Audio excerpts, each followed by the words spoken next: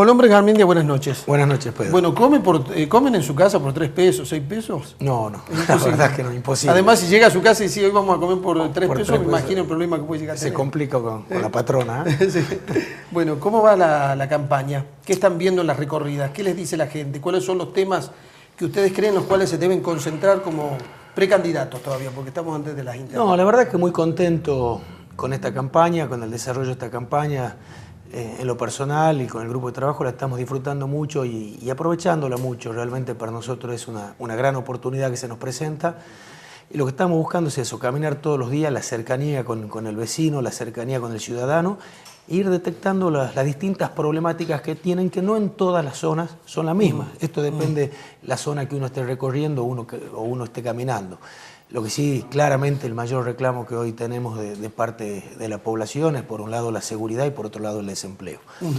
Y esto del desempleo tal vez sea algo, o por lo menos que yo no lo vi en anteriores campañas o que no se presentaba como un problema, hoy está siendo un problema. A mí me llama algo la atención, me gustaría su reflexión, porque si bien se publicitan que el desempleo en Tucumán es muy bajo, el segundo reclamo que hace la gente es por problemas de empleo. Y bueno, salvo que yo justo haya tocado los timbres de todas las casas donde están los desempleados, porque le digo, por cuadra 2 o 3 planteos de eso, de gente que está desempleada y que quiere trabajar. El que recibe un plan social se siente desempleado, ¿no? Y es desempleado, digamos. Lo que yo digo, vos recién hablabas del populismo, el tema de los planes sociales. Y mucha gente nos pregunta cuando uno se presenta como el PRO, el partido de Macri, si estamos en contra o a favor de los planes sociales. Mi respuesta es siempre la misma, no estamos en contra de los planes sociales. Yo creo que aquel que necesita un plan social, debería recibir el doble o el triple de lo que hoy está recibiendo del Estado. Aquella persona que tiene una discapacidad, que tiene una enfermedad, que tiene un familiar enfermo. Lo que molesta son los planes sociales con fines políticos. Esto es con lo que queremos terminar y esto es para lo que hoy se está usando los planes sociales. Entonces, se le quita dinero al necesitado para darle al puntero político. Ahora, es muy interesante que toda sociedad debata el modelo de sociedad que quiere vivir. O sea, quiénes pagan impuesto y cuánto y a quiénes se subsidia. Esto no se discutió en la Argentina. No se discutió, pero claramente el porcentaje o la balanza se va inclinando. Es decir, cada vez son menos los que trabajan y lo que tributan para mantener una masa de más gente que no trabaja. Pero cuando hay desempleo, esto se entiende. Es decir, cuando salen los planes sociales en el 2001, una situación de crisis, era necesario. Lo que no se está haciendo hoy es fomentar el empleo, fomentar la producción, fomentar la inversión. Hay una presión impositiva tremenda, tanto a nivel nacional como a nivel provincial. Hay inseguridad jurídica, eso hace que la gente no invierta, que no se generen nuevas fuentes de trabajo. Los integrantes del PRO son prácticamente integrantes de aquellos sectores de mayor capacidad impositiva. ¿Qué siente contra el presidente? La presidenta los choca de frente cuando pertenecen a un sector que, tiene un gran aporte impositivo que permite que haya planes sociales. Es que yo no creo que los integrantes del PRO pertenezcan a ese sector. Sí creo que el dirigente del PRO fomenta la producción pero quiere fomentar la producción no para beneficiar al sector productivo en detrimento del otro, sino justamente queremos fomentar la producción e inversión para generar fuentes de trabajo. Acá el que está en política, creo que cualquier político, sea del signo partidario que sea, lo que más quiere es estar al lado o ayudar al que más los necesita. Eso está claro. Ahora, nosotros entendemos que la forma de hacerlo, que acá lo que tenemos que hacer es tener reglas de juego claras para incentivar la producción, incentivar la inversión, que haya más comercio, que haya más industria y que haya más producción. Y mira el problema que tenemos ahora, Pedro, con el cepo cambiario. Porque no exportamos. No exportamos y somos grandes importadores, por ejemplo, de energía eléctrica, de energía. 15.000 millones de dólares anuales de déficit energético. Cuando asumió Cristina Kirchner teníamos un superávit de 4.000 millones de dólares anuales. Es decir, que hoy están saliendo 15.000 millones de dólares anuales del país por un déficit energético. Entonces, tenemos que trabajar en eso. Tenemos que volver a explorar, tenemos que volver a producir energía. ¿Y los boinas blancas qué encuentran cuando van a la calle? Bueno, primero que con 3 pesos nadie se puede alimentar. Bien. Quizá esta versión de la Casa Rosada más que nada tiene que ver con cómo la pesan, entonces capaz que se refieren a 3 kilos. Pero lo que nosotros recogemos en la gente con una gran preocupación y que tiene que ver con lo que vos planteabas en la introducción del programa, es lo que pensaron hace muchos años, hace 200 años, los fundadores de la patria. La verdad que nos preocupa que esta década de oportunidades perdidas nos invite a los tucumanos a querer volver 200 años atrás, a la época del aguatero. Fíjese que una de las propuestas que nosotros tenemos que llevar al Congreso Nacional, a la Cámara de Diputados de la Nación, es que se restituya el artículo 241 del anteproyecto original de la reforma a los códigos unificados, a donde se garantizaba el acceso al agua potable.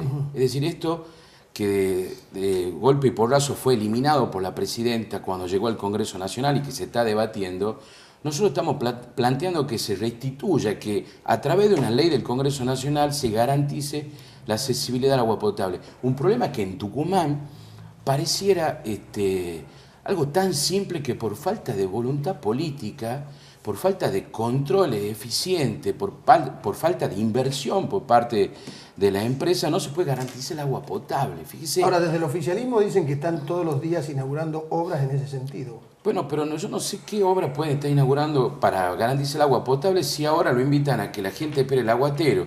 Si algún delegado comunal se le ocurre, lleva con el tractor los camioncitos estos que pueden acercar algo de agua y que incluso muchos de ellos están oxidados, con lo cual no hay garantía de que la gente tenga agua potable que sea apta para el consumo humano. En las condiciones que deberían estar. Entonces, esto es lo que nosotros tenemos que reflexionar.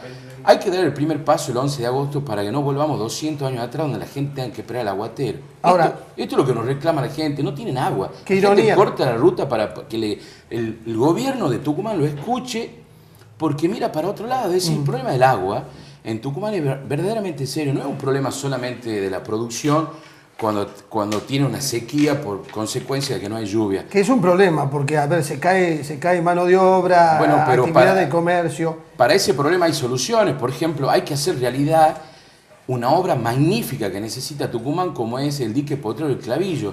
Nosotros lo venimos impulsando desde la legislatura provincial, desde el Parlamento del NOA, e inclusive creemos que tiene que ser una realidad y de una vez por todas se tiene que concretar un dique como el potrero del Clavillo, que además de poder embalsar el agua, con lo cual generaría una garantía para poder abastecer a una gran parte de la población de Tucumán, sobre todo el sur de la provincia. Sí, generaría energía y turismo. Además es generador de energía y al mismo tiempo le da seguridad a las familias tucumanas y sobre todo a los productores de que cuando venga la lluvia, después de tanta sequía, no se van a inundar. Bien. Porque esto es lo que le pasa a los productores en Tucumán. En época de sequía tienen que estar rogando que caiga algo de agua y en época de lluvia se lo llevan, la producción se lo lleva el agua. Bien, la quema de caña, ¿es insoluble? ¿Es un problema insoluble en Tucumán? No, para nada. Comparto lo que voy a decir recién. Creo que el Estado tiene toda la herramienta, tiene el poder de policía. A ver, una provincia de 24.000 kilómetros cuadrados, bien, donde la parte de la producción azucarera está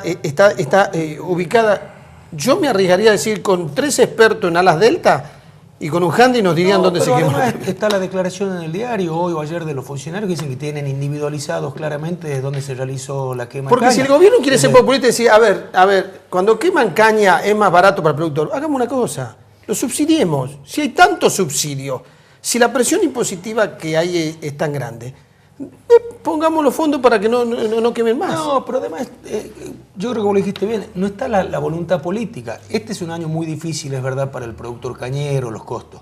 Pero hace 3, 4 años atrás, cuando la actividad estaba muy bien, tampoco se lo controlaba y tampoco se lo exigía cuando estaban esos recursos económicos para utilizar otros medios.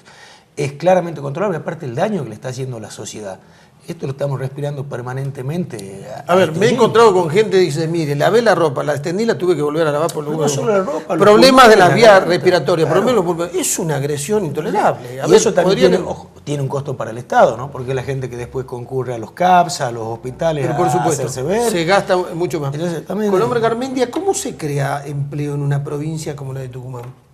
Yo creo que se crea empleo, primero hay que disminuir la presión tributaria, que es muy grande, y también la presión tributaria al empleo, es decir, todas las cargas impositivas que tiene quien emplea a una persona. No solo es pagar el sueldo, tiene cargas sociales equivalentes al 60-70% de lo que le paga al empleado, es decir, tiene un costo muy grande, sí. Y eso hay que disminuir esa carga impositiva.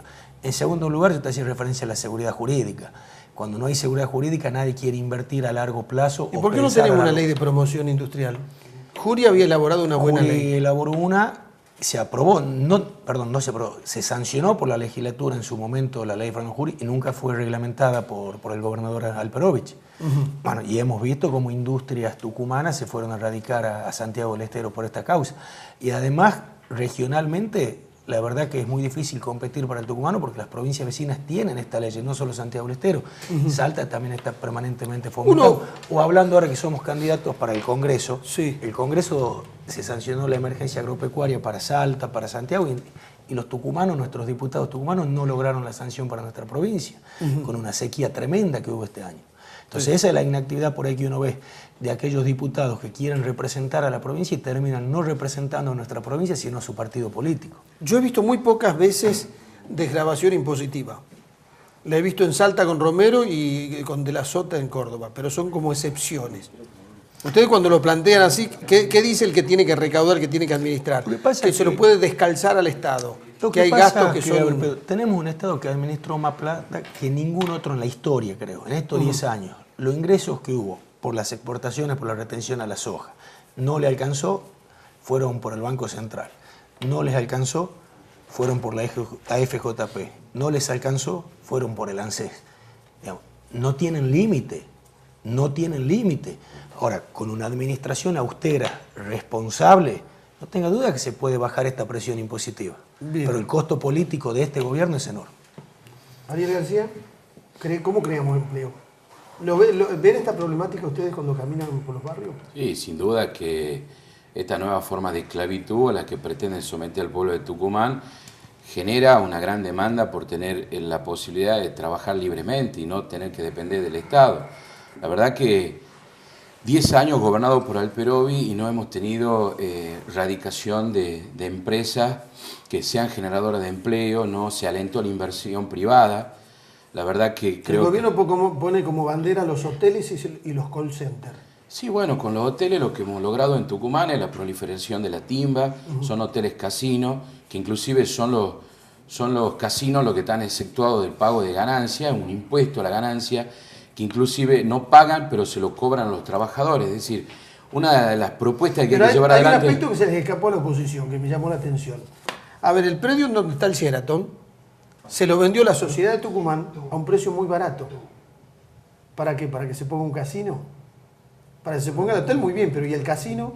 También le dimos un espacio de ese predio barato para el casino. Está bien, pero eso quizás votaron legisladores que algunos incluso son senadores nacionales. Nosotros no nos tocó votar ese tipo de normas, por el contrario, siempre desde nuestra bancada advertimos de que las inversiones no deben ir vinculadas a la instalación de casinos o de juegos de azar como es la máquina tragamonedas. Recién le decía lo del impuesto a la ganancia, me parece que esto es una propuesta importante que nosotros destacamos. ¿Ustedes qué proponen? ¿Eliminarlo definitivamente o subir el piso? Nosotros planteamos eliminar el impuesto a la ganancia en el salario de los trabajadores. Bien, primero, ¿por qué lo reemplazarían para que el Estado no pierda ingresos? Planteamos reemplazarlo y proponemos que se le cobre impuesto a la ganancia a quienes están exceptuados, como es la industria minera, los casinos, juegos de azar. Es decir, la timba quinerista no paga impuesto a la ganancia, sí pagan los trabajadores en la Argentina. Esto es lo que se debe terminar. Un acto de justicia social significaría no cobrar el impuesto al salario.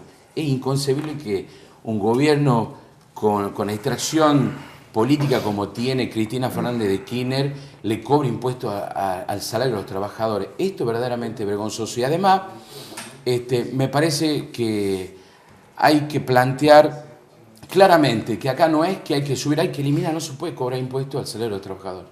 Bien, queda claro entonces argumentar. Última pregunta, 30 segundos para cada uno. Otro problema que tiene la provincia de Tucumán es la drogadicción. Sí. Y la respuesta oficial generalmente es, bueno, hay droga en todos lados, no se puede hacer nada. O sea, otro tema que pareciera insoluble. Pero más allá del control que le corresponde a la provincia, y bueno, pero la verdad que hoy a nivel provincial, lo primero que hay que hacer, y esto hay que ser claro y concreto decirlo, hay que depurar la policía. Digamos, el tema de la policía de Está Tucumán, aterrada la gente con la policía de Tucumán. es que ya es vergonzoso. Ya es vergonzoso. No es solo el caso de lo que le pasó a este vecino de Chaco, sino lo que tenemos también, lo que pasó en los country. La gente nos cuenta también cuando uno recorre los barrios que los policías lo incentivan al vecino a no hacer la denuncia cuando es víctima de un delito. No hagas la denuncia porque puede haber represalia. Es decir, Hay sectores, yo no quiero criticar a toda la policía, hay sectores de la policía que están en connivencia con los delincuentes. Evidentemente los controles no están funcionando. No están, porque la dimensión de lo que hemos visto significa que no hay un sector de la policía que es recaudadora, es decir, que es socio de los delincuentes. Y el otro problema que tenemos es que el gobierno nacional ha sacado los gendarmes de la frontera para llevarlo a la ruta a controlar el pago de la patente. Entonces hemos dejado también las fronteras liberadas para el ingreso de la droga. Entonces es fácilmente solucionable. Droga, ¿cómo lo solucionamos? La solución para la problemática de las adicciones hay que abordarla de manera integral. No se soluciona el problema de los chicos que tienen problemas de adicciones atacando el problema de las fuerzas de seguridad. Eso es buscar parches, querer resolver las consecuencias, hay que ir a las causas.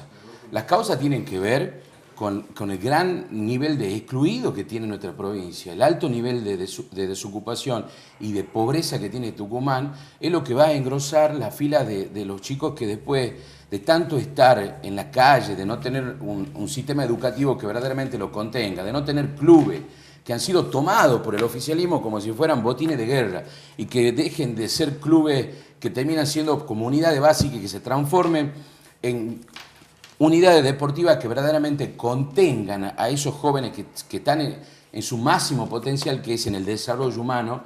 De esa manera vamos a dejar los chicos los drogos. Acá, deporte, arte, oficios. Pero hay un latín, mens sana in corpore sano, es decir, con una mente sana el cuerpo es sano. De esta manera muy bien. No hace falta querer inventar o querer ser un experto, simplemente con voluntad política. Creo que lo que debe hacer el gobierno es poner en la agenda del gobernador la problemática de la seguridad de una vez por todas y dejar de mirar para otro lado. Bien. No se soluciona un problema con cambiar traje, el uniforme de los policías no se resuelve. Bueno, muchas gracias a los dos. Suerte en Gracias, las pasos. Pedro. Ya volvemos.